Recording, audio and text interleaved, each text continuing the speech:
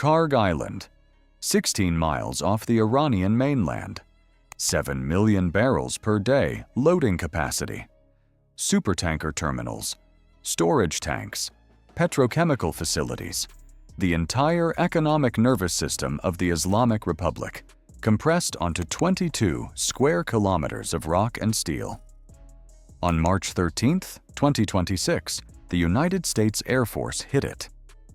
More than 90 Iranian military sites struck in a single large-scale precision raid. Naval mine storage destroyed. Missile bunkers collapsed. Air defenses eliminated. A helicopter hangar burning. Radar sites gone. Not one storage tank touched. Not one pipeline severed. Not one supertanker terminal damaged. President Trump posted on Truth Social within minutes. Totally obliterated every military target in Iran's crown jewel, Kharg Island. Then added the sentence that rewrites the entire strategic logic of Operation Epic Fury. For reasons of decency, I have chosen not to wipe out the oil infrastructure on the island. However, should Iran or anyone else do anything to interfere with the free and safe passage of ships through the Strait of Hormuz, I will immediately reconsider this decision. Decency. A president who ordered the assassination of the supreme leader of Iran, sank 120 naval vessels, and struck over 15,000 military targets chose decency as the explanation for why Kharg's oil terminals were not touched. That explanation is incomplete. The real reason is more strategically revealing than anything else that has happened in 2 months of Operation Epic Fury. August 1986. The Iran-Iraq War. Iraqi jets attacked Kharg Island for the 147th time. Since 1980, Saddam Hussein had been trying to destroy Kharg. The logic was perfect. No oil exports, no war funding, regime collapse. Iraq flew raid after raid. Iranian oil exports fell but never stopped. The regime survived. Iraq lost the war. The lesson: destroying Kharg's oil infrastructure is harder than it looks, more expensive than it costs, and produces far less leverage than it promises. Because every nation that buys that oil pays the price alongside the target. The weapon that most hurts Iran most hurts the world. Decency was the word Trump used. Economics is the reason. Here is the question that 90 military strikes and 0 oil terminal strikes forces you to ask. The United States went to Kharg with enough precision munitions to hit 90 separate military installations on a 22 square kilometer island without touching the pipeline network alongside them. That is not an accident of targeting. That is surgical intent.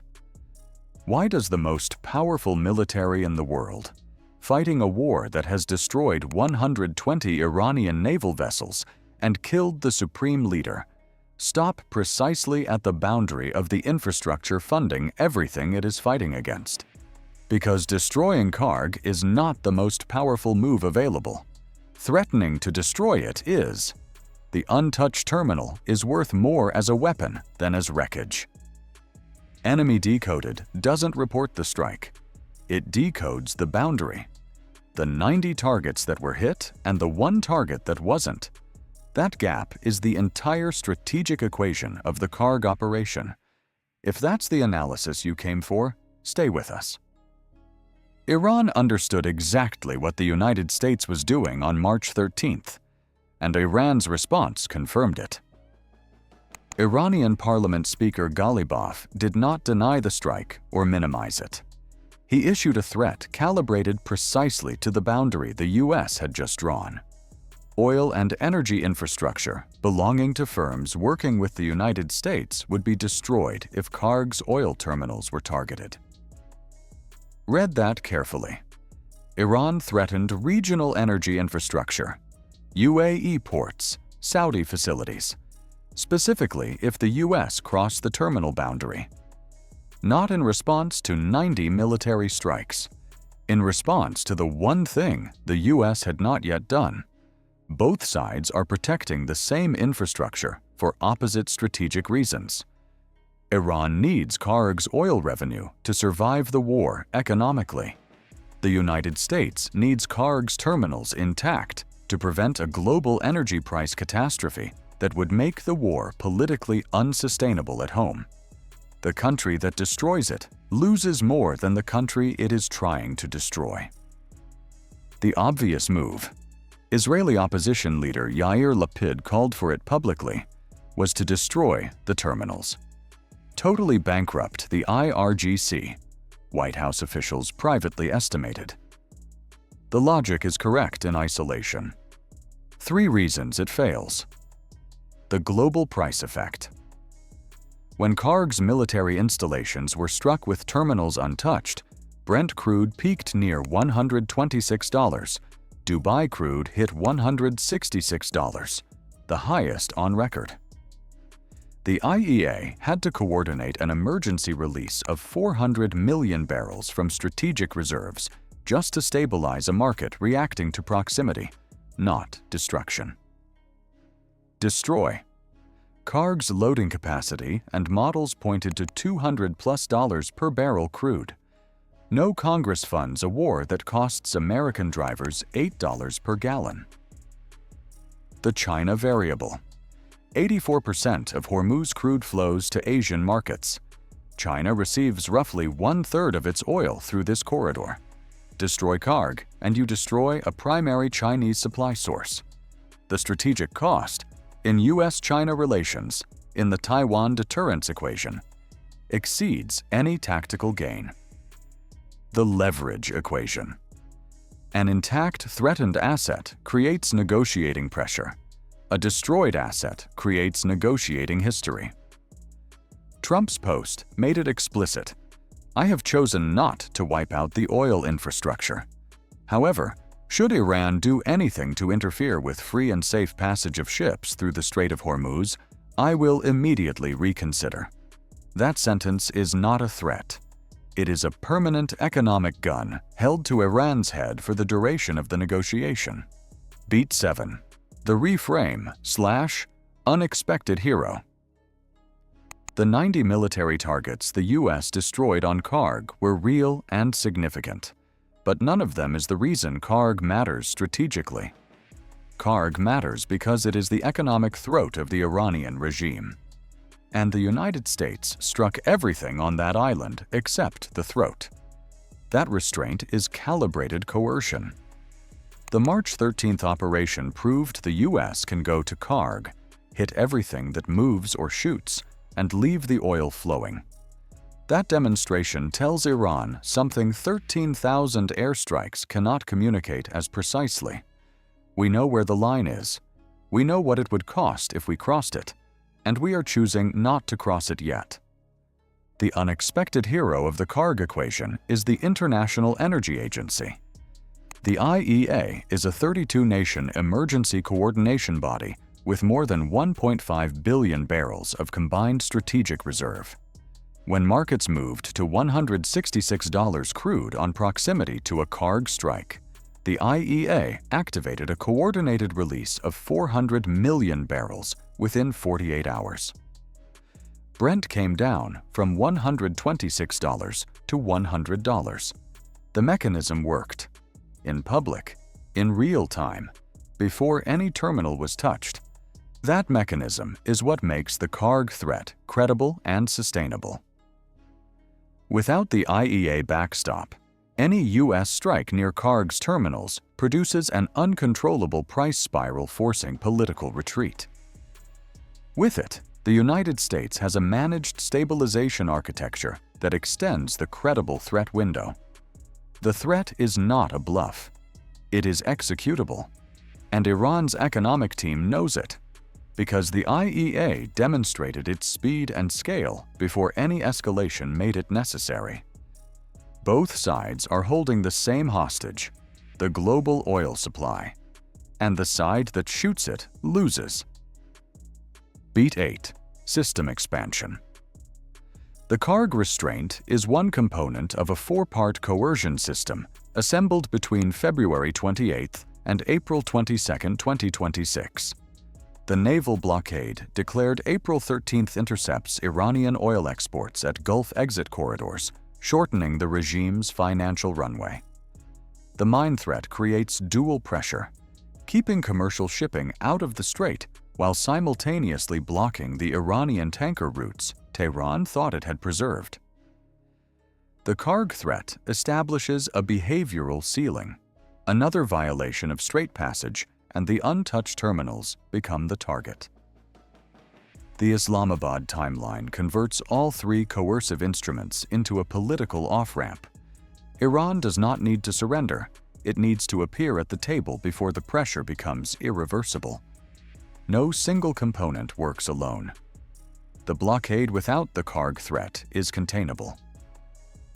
The Kharg threat without the IEA backstop is politically unsustainable. The Islamabad track without the mine timeline is unurgent. Together, they are a synchronized coercion architecture, and the untouched terminals are the keystone holding it in place. Beat 9. Opponent miscalculation. Iran built its Kharg defense doctrine across 30 years of watching Iraq, the tanker war, and U.S. Gulf posture. It war-gamed the American response. It reached conclusions that were logical, well-sourced, and wrong. Iran assumed the U.S. would strike the oil infrastructure first, under Israeli pressure.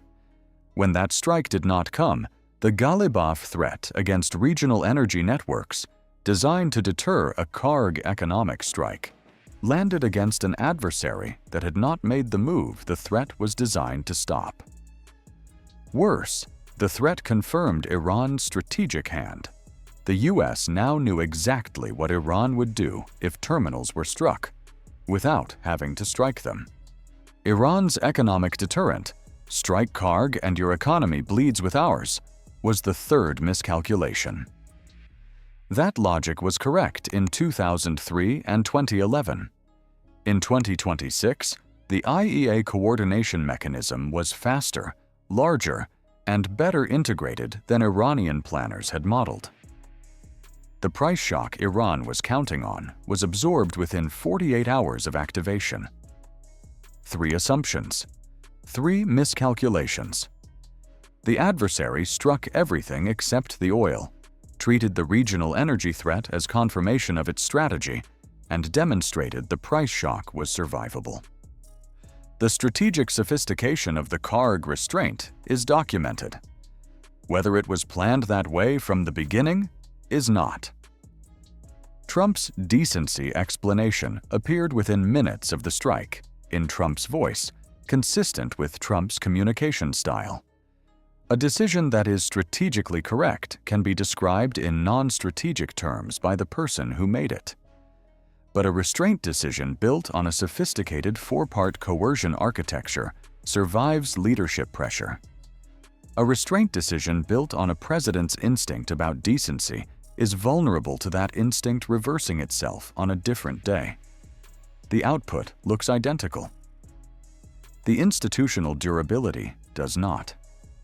The IEA figures 400 million barrels, 32 nations, $126 to $100 price movement are from public reporting and IEA statements.